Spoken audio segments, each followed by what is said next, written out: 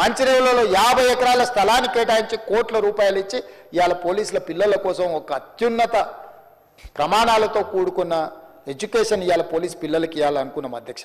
ఇవాళ వాళ్ళు మన రక్షణ కోరుకుంటున్న వాళ్ళు, మనల్ని కాపాడుతున్న వాళ్ళు, ఈరోజు రాష్ట్రం ప్రశాంతంగా ఉందంటే అది పోలీస్ శాఖ వల్ల కాదా అధ్యక్ష? వాళ్ళ ఏముంటుంది అధ్యక్ష? వాళ్ళ పిల్లలు మంచి చదువులు చదువుకోవాలి, వాళ్ళ పిల్లలు రాణించాలనుకుంటారు. వాళ్ళ జీవితం ఎట్లాగూ ఇట్లా గడిచిపోయింది, మా పిల్లలైనా బాగుండాలని కోరుకుంటారు. ఎప్పుడు ఆలోచన చేసిరా అధ్యక్ష? ఏ రోజైనా ఈ రాష్ట్రంలో ఉన్న 1,00,000 మంది పోలీస్ సిబ్బంది గురించి అయినా ఆయన ఆలోచన చేసిండ్రా? డీజీపీ నుంచి హోంగార్డ్ వరకు పోలీస్ సిబ్బందిని ప్రత్యేకంగా వాళ్ళకు ఒక వ్యవస్థ ఉండాలి అని ఈరోజు ఒక అడిషనల్ డీజీ క్యాడర్ ఆఫీసర్ను పెట్టి ఒక వ్యవస్థను బ్రహ్మాండంగా ఏర్పాటు చేసి ఈరోజు పోలీస్ స్కూల్ని ఏర్పాటు చేసినాం కదా అధ్యక్ష. ఈరోజు ఇట్లా ఒక్కొక్కటిగా మీరు పెండింగ్ పెట్టిపోయి మా నెత్తి మీద మోపిన అన్ని రకాల సమస్యల్ని పరిష్కరించుకుంటూ మేము ముందుకు వెళ్తుంటే మీరు మమ్మల్ని అవహేళన చేయడం, గవర్నర్ గారి ప్రసంగాన్ని తప్పు పట్టే విధంగా, గవర్నర్ గారిని కించపరిచే విధంగా మాట్లాడడం సమంజసమని నేను అడుగుతున్నా అధ్యక్ష. గవర్నర్ గారి ప్రసంగం ప్రభుత్వం యొక్క ఆలోచన విధానం. ప్రభుత్వం ప్రతి ఒక్కరికి ఒక హెల్త్ ప్రొఫైల్ క్రియేట్ చేసి, దామోదర్ రాజనరసింహ గారు ఆయన by qualification engineer, by nature is an social doctor, సామాజిక బాధ్యత కలిగిన చైతన్యం కలిగిన వ్యక్తిగా, ఇంజనీరింగ్ గ్రాడ్యుయేట్గా వారికి ఆ బాధ్యత ఇచ్చి ఈ రాష్ట్రంలో ఉన్న 4 కోట్ల ప్రజలకు అందరికీ ఒక హెల్త్ ప్రొఫైల్ క్రియేట్ చేసి హెల్త్ డిజిటల్ కార్డు క్రియేట్ చేయడం అనేమే కాకుండా ఉస్మానియా యూనివర్సిటీ హాస్పిటల్ని కుప్పగూలుతుంటే కూడా పట్టించుకోకుండా ఊరుకుంటే 30 ఎకరాల గోషమాయిల దగ్గర 30 ఎకరాలలో 2,700 కోట్లు, దాదాపుగా 3,000 కోట్లతోని ఈరోజు ఉస్మానియా నూతన హాస్పిటల్ నిర్మించడానికి దామోదర్ రాజనరసింహ గారి నాయకత్వంలో ఈరోజు మా ప్రభుత్వం నిర్ణయం తీసుకున్నది ప్రజల వైద్యానికి సంబంధించింది కాదా?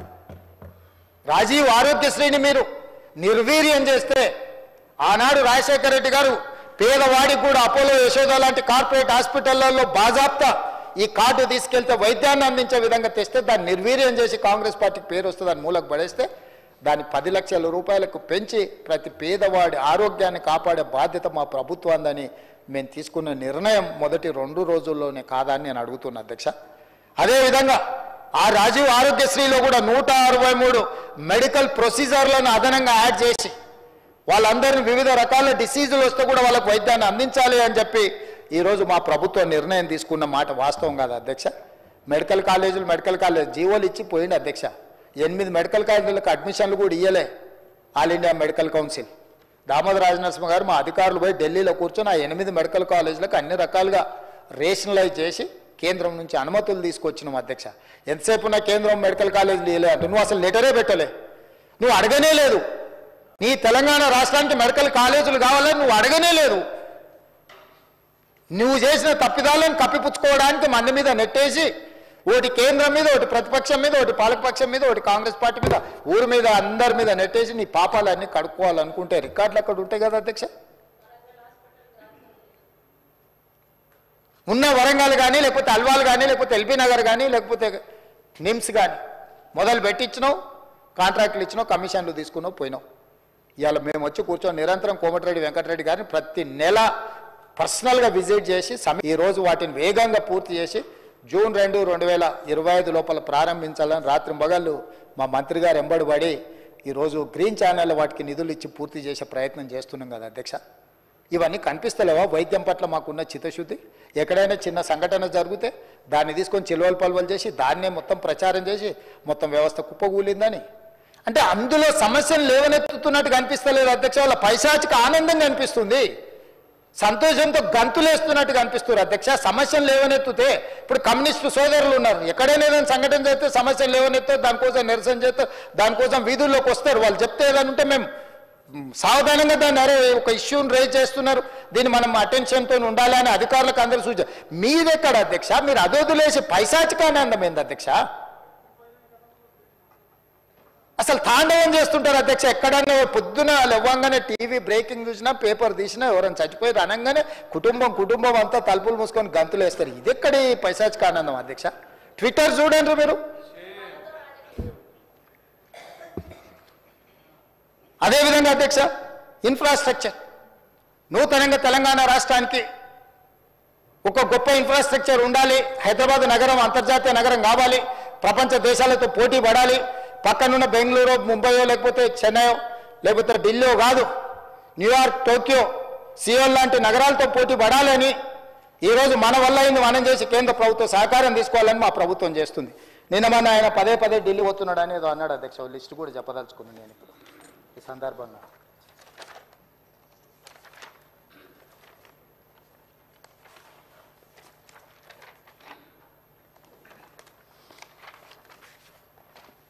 కాగితం మీ దగ్గర ఉందా?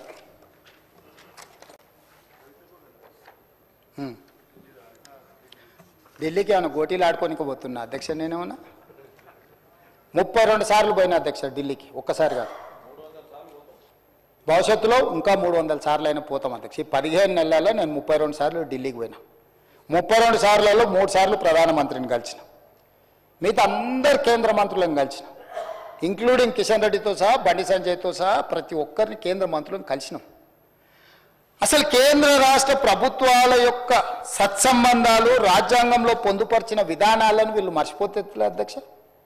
కేంద్ర రాష్ట్ర ప్రభుత్వాల మధ్యలో ఉండాల్సిన, కొనసాగించాల్సిన సత్సంబంధాలు, కేంద్ర ప్రభుత్వ పరిధిలో ఉండే అంశాలు, రాష్ట్ర ప్రభుత్వ పరిధిలో ఉండే అంశాలు, కేంద్రం రాష్ట్ర పరిధిలో ఇద్దరిలో కలిసి ఉండే అంశాల ప్రాతిపదికన నిర్ణయాలు జరుగుతాయి అధ్యక్ష.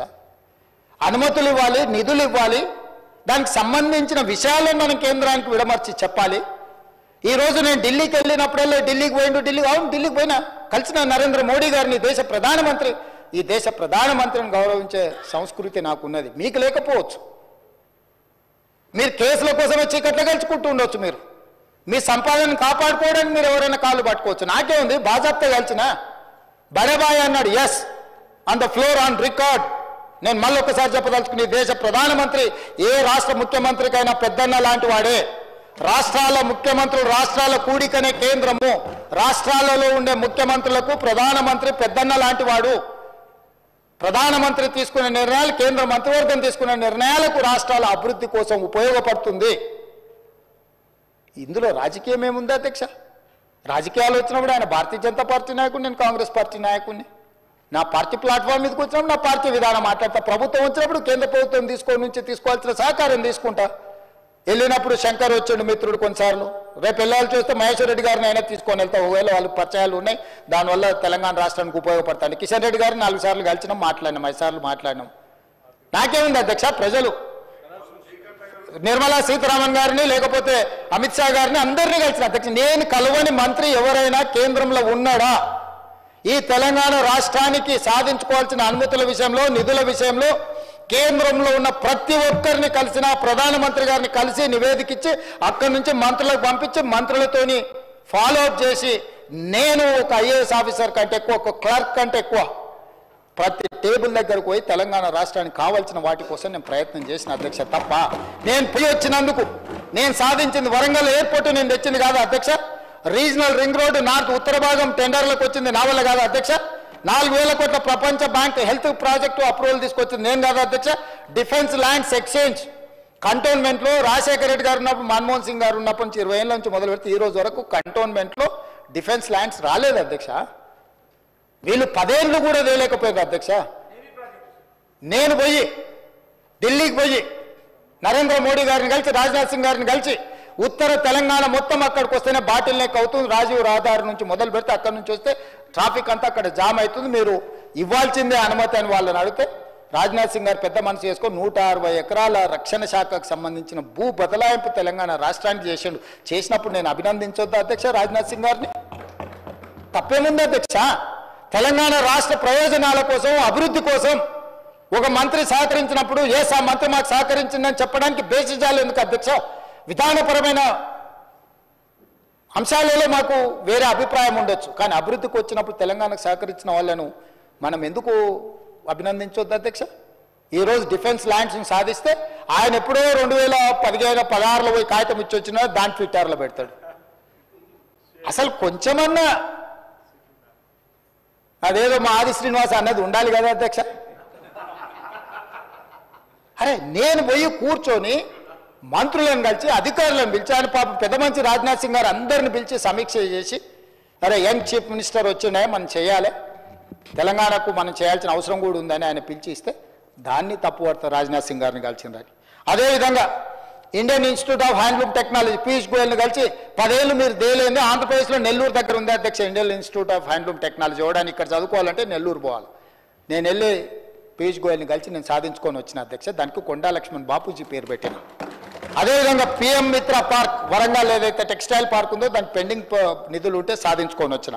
నిమ్స్ జైరాబాద్కి 1200 కోట్లు ప్రాజెక్ట్ అప్రూవలే కాదు 1200 కోట్లు తీసుకొచ్చిన అధ్యక్ష. అదేవిధంగా కాచిపేట రైల్వే కోచ్ ఫ్యాక్టరీ 2014లో పునర్విభజన చట్టంలో పొందుపరిచిన రైల్వే కోచ్ ఫ్యాక్టరీ 10 ఏళ్ళు నువ్వు సాధించకపోతే పల్లికలు ఇచ్చుకుంటే కూర్చుంటే ఢిల్లీకి వెళ్ళి అశ్విని వైష్ణవ్తో నేను మాట్లాడి ఈరోజు రైల్వే కోచ్ ఫ్యాక్టరీని కేంద్ర ప్రభుత్వం నుంచి మనం సాధించుకున్నాం అధ్యక్ష. ఇవాళ మెట్రో రైల్ ఎక్స్టెన్షన్ మీద మనము కేంద్ర ప్రభుత్వాన్ని సంప్రదిస్తున్నాం. రీజనల్ రింగ్ రోడ్ సదరన్ పార్ట్కు మనం అడుగుతున్నాం. మూసీ నది పరివాహక ప్రాంతంలో నిధుల కోసం ఈరోజు కేంద్ర ప్రభుత్వాన్ని పదే సంప్రదిస్తున్నాం. రేపు జరగబోయే భారత్ సమ్మిట్, ఏప్రిల్లో జరగబోయే భారత్ సమ్మిట్ 100 ప్రపంచ దేశాల నుంచి మేధావులందరూ తెలంగాణకు వచ్చి తెలంగాణ రైజింగ్ 2050 పాలసీ డాక్యుమెంట్లో పార్టిసిపేట్ చేయడానికి ప్రపంచంలో ఉన్న 100 దేశాలకు సంబంధించిన ప్రతినిధులు పాలనలో ఉన్న వాళ్ళని తెలంగాణ రాష్ట్రానికి ఆహ్వానించడం. మీరు విదేశాంగ శాఖ మాకు సహకరించాలని జయశంకర్ను కలిసి రిక్వెస్ట్ చేసినాం. మే నెలలో మే 7 నుంచి మే 31 వరకు ప్రపంచ మిస్ వరల్డ్ ప్రపంచ అందగత్తెల పోటీ మన హైదరాబాద్ నగరంలో నిర్వహించబోతున్నాం అధ్యక్ష. 72 సార్లు నిర్వహిస్తే ఈ దేశంలో ఒక్కసారి అమితాబ్ బచ్చన్ ఒక్కసారి ముంబైలో చేసిండు అధ్యక్ష. ప్రపంచ దేశాలలో జరిగింది అధ్యక్ష. ఇవాళ ఈ హైదరాబాద్ నగరం మన టూరిజాన్ని ప్రపంచ దేశాలకు తెలియజెప్పడానికి టూరిజం డిపార్ట్మెంట్ నేతృత్వంలో ప్రపంచ దేశాల అందగత్తెల పోటీలు ఇవాళ హైదరాబాద్ నగరంలో మనం తీసుకొచ్చినాం అధ్యక్ష. మిస్ వరల్డ్ మే 7 నుంచి మే 31 వరకు హైదరాబాద్ నగరంలో జరగబోతుంది. 140 దేశాలకు సంబంధించిన ప్రతినిధులు 3000 టీవీ ఛానల్స్ మీడియా ఛానల్స్ ఇవాళ నెల రోజులు తెలంగాణ రాష్ట్రంలో ఉండబోతున్నాయి అధ్యక్ష. వాటికి సంబంధించిన క్లియరెన్స్లు గవర్నమెంట్ ఆఫ్ ఇండియా నుంచి తీసుకోవడానికి ఎక్కడ ఇబ్బంది జరగొద్దు అని చెప్పి జయశంకర్ గారిని కలిసిన అధ్యక్ష. స్టేట్ ఇంట్రెస్ట్లో నేను ఢిల్లీకి వెళ్తే నేను ఇంకోసారి లెక్క చెప్తా అధ్యక్ష. నేను ఎప్పుడు అయినా కమర్షియల్ ఫ్లైట్లో 1-2 సార్లు ఏమైనా చార్టర్ ఫ్లైట్లో పోయినేమో, ఎప్పుడు అయినా సామాన్యులతో పాటు కమర్షియల్ ఫ్లైట్లో మామూలు టికెట్ కొనుక్కొని పోయినా అధ్యక్ష. ఇన్నిసార్లు నేను మీలాగా దుబారా చేయలే. ఏడికి పోయినా దేవుడికి మొక్కుతే గవర్నమెంట్ పైసలు ఇస్తాం, మొక్కుడేమో ఈయన పైసలేమో గవర్నమెంట్వి. కిలోల కొద్ది బంగారము మొక్కు ఏదైనా ఉంటే వ్యక్తిగతం అధ్యక్ష. ప్రభుత్వం సొమ్ముతో ఎవరు మొక్కుబడులు తీర్చుకోరు అధ్యక్ష. ఏడికి పోయినా ఆయన చార్టర్ ఫ్లైట్లలో పోయి నేనేమన్నట్లు దుబారా చేసిన అధ్యక్ష. లెక్క తీస్తాం, దాన్ని కూడా లెక్క తీస్తాం. మీరు ఎన్నిసార్లు పోయారు, ఎక్కడెక్కడికి పోయారు, నేను ఎక్కడికి పోయినా, నేను పోయినప్పుడల్లా ఏం సాధించుకొని వచ్చినా ఏం తెచ్చినా మీ